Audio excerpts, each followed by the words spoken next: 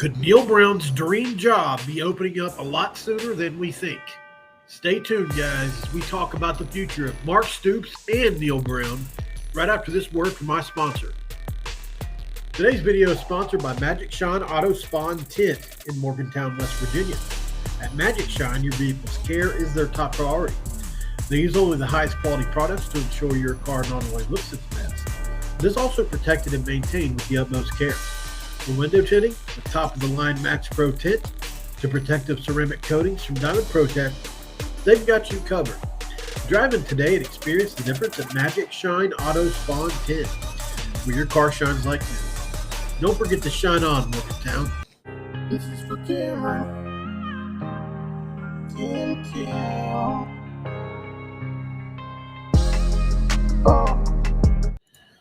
What is up, guys? Welcome in. My name is Mountaineer Paul. This is another edition of Mountaineer Paul Talks Football. I'd like to welcome you into another show where we're going to be talking about a very interesting topic. I did a roundtable yesterday, and this topic came up that possibly West Virginia may not be the coach next year at West Virginia. Somebody had a hot take. If you watch Ryan and Rush from their show, one of those guys had a hot take about that. And then I got to thinking about the Stoops deal here lately. Mark Stoops, in the last year of Kentucky football, not a bed of roses. Let's read about something that just happened a few days ago.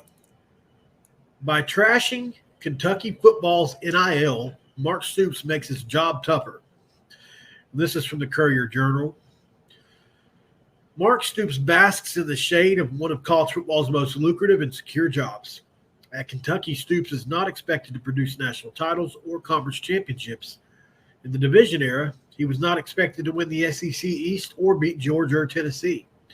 Just keep Big Blue Nation entertained until basketball heats up. 7 wins and a trip to the Gator Bowl will do just fine, thank you kindly. This side of the golden parachute doesn't get much better, or so I thought anyway. Stoops, in a recent interview with 247 Sports, makes it sound like he's toiling in misery. Stoops belittled Kentucky NIL efforts and said he's so busy glad-handing and fundraising he can't hardly find time to coach.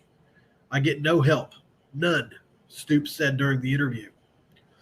Stoops might consider this a plea for assistance, but trashing Kentucky and its NIL operative makes Stoops' job harder.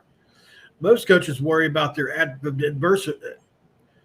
adversaries criticizing them on the recruiting trail or exaggerating the negatives about a particular school while they try to steer recruits away from a rival or toward their school. This practice is known as negative recruiting. Lately, no one negatively recruits Kentucky more than Stoops. Let's review some of his actions in the past year. That's why this is such a good article. He described Kentucky fans as cheapskates and told them to pony up more money if they wanted to beat better opponents. He flirted with the Texas A&M job before the Aggies shot down the trial balloon. He's lost 6 of his 8 past games. Now he's trashed Kentucky's NIL operation and claimed he's too busy schmoozing to coach the way he'd like. Stoops, who was 57, talks like a man who's tired of Kentucky and set his sights on either replacing Kirk Ferentz at Iowa, his alma mater, or joining Nick Saban in retirement.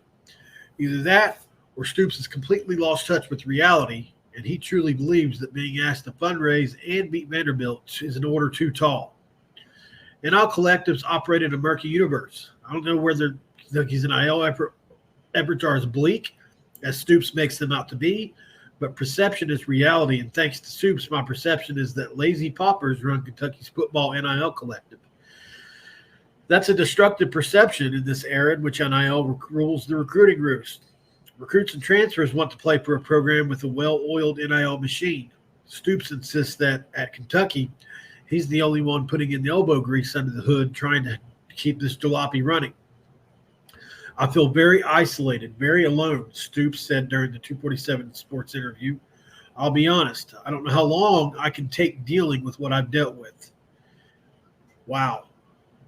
I mean, that says it all right there, guys. I'm going to tell you right now, Mark Stoops ain't going to be at Kentucky very much longer. If not, they're going to have to win a lot this year for things going to have to get a lot better, right? And so we have to talk about the inevitable job opening there. And Neal Brown is the likely candidate, right? I think if we all do think, if he does what we all think he can do this year, he's going to get some job offers soon. And we got to start talking about the prospects of losing him. It is crazy because some of us wanted that to happen not even 2 years ago. But he's flipped it around. And to his credit, he's pulled the Don Nehlen kind of thing off. Although this year still has to play out. If he wins this year, I'm going to go ahead and say it. The Don Nehlen thing or the Frank Beamer is the better comparison, who lost it like Virginia Tech for like 3, 4, maybe even 5 years before he started winning. Neal has completely turned it around, and everything that we thought we made the excuses about Neal in the beginning was the cupboard was bare. Didn't really have a quarterback yet. He had to develop everything from scratch. Makes a lot more sense now, right? And he's doing this probably with probably less than Kentucky has an NIL. I know why. The reason I know is because we lost a few head-to-head battles to them. And so I reached out to a player that dealt with both West Virginia and NIL in that space. And he is going to be anonymous for the purposes of this video, but said player said Kentucky was like dealing with people that were just unhappy all the time. They truly made you feel like if you didn't come to Kentucky, that they had nothing else for you. There was no further relationship down the road, nothing down the road that could even be talked about. It's either now or never. You ever want Kentucky now, or we never want you again, kind of thing, which blew me away. And obviously West Virginia, he said, was a much more welcome environment. And I'm not just being a homer here. This is the truth. So obviously he did not choose West Virginia, but they were second on his list. So, Stoops is unhappy, man. And I don't know what straw it's going to take. It sounds like maybe that's already happened. And so winning solves everything. So if Kentucky wins, 8, 9, 10 games this year, I think Stoops would be happy with that. But he would leave in a heartbeat. I think that's quite obvious. He's almost telling other teams to court him. And what would be kind of funny in this scenario is Stoops would probably be on the West Virginia recruiting or head coaching radar were this all to play out like that. It'd be super weird if they just flip spaces. But I'm going to get to the part of the episode where I kind of make a prediction here. Before I do that, please like the video, subscribe to the channel if you're new around here, and drop a comment below. I think this is an incredibly important topic to talk about. It may seem like fantasy right now, but it could be reality a whole lot sooner than we think, right? All that really has to happen is Kentucky needs to move on from Stoops, or he needs to move on from them. And then Neal Brown is going to be the first or second name out of most people's mouths when it concerns that job. And so I think the question everybody wants to know is, if Mark Stoops leaves Kentucky, will Neal Brown coach at UK or stay at WVU?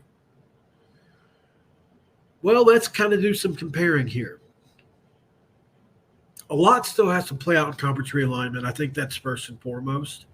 Who knows what can happen beyond the next year, right? West Virginia could be in a stronger conference in the Big 12 if they make more moves. Things could be the same. With Kentucky, things aren't going anywhere, but you're always going to be second fiddle to the basketball team, right? You would have to win a lot there to be embraced as much as basketball in Kentucky. Like, you would have to take them on a probably at least, I would say at least 4 to 5 year run of being conference champions. Like, it'd have to be a big, like what Clemson did, similar to that. Not quite as good as Clemson, but like an Oregon did when it took off. Like, you're really going to have to win a lot at Kentucky to win over their basketball fans, or to create more football fans than there are basketball. Now, West Virginia, you don't have that problem. West Virginia football is number 1. Basketball is number 2. Although I think that gap has shortened with Bob Huggins here, and the lack of like a Rich Rodriguez. But Neal Brown's done a pretty good job of I think, distancing that again. Although I will say that my basketball channel kicked my football channel's butt for quite a good long time this year. But that had a lot to do with the way the Huggins things played out, and I don't think that's a fair comparison. So I don't know the answer to this. I think this is one of the hardest. This would be really hard because stability of the SEC means a lot. It matters. And Neal Brown's not the kind of guy that's not going to think he can go to Kentucky and make it a football program. I think he believes he could. Plus, it's his alma mater. You know, it's like if I was in his situation, it would almost be – it wouldn't be a question, right? But I don't know if he has as much love for Kentucky as I do West Virginia. So, you know, is he happy at West Virginia? The people are similar to Kentucky. I mean, we're basically the same, right? Very, very blue-collar country people and all that kind of stuff. There's definitely more to do in Lexington. There's no doubt about that. And I think he likes the area. The Lexington area is absolutely beautiful, guys. They got palm trees, which makes no sense, but they do. So I'm going to say that I think he would probably go. If it was truly an offer, I think Neal Brown would make that jump. And it's like the only job outside of one of the major ones, like the 7 or 8 major programs that we all know about, LSU, Texas, Alabama, those kind of, obviously Ohio State, Michigan, like anything like that comes available. 99% of coaches are gone. It does happen where coaches turn that stuff down. I just don't know if Neal's the kind of, because of where we're at, if we were in a power conference that we had stability for the foreseeable future, like the Big Ten or SEC, I would say it would be more plausible that he would stay at West Virginia. But you just don't know what the future is going to bring, and you got to jump on opportunities when you can. And he's already seen what this job can be like at West Virginia when things aren't going well. And I think you'd have to be honest with yourself and say they're probably still going to be down years at West Virginia, right? Going forward, it's just a really hard job to maintain at the level a Rich Rod or a Nealon did because things are different. Players can transfer, and you're going to be a developmental program at West Virginia, and so you're constantly going to be losing some top-end talent, especially once these new rules come in with the $20 million.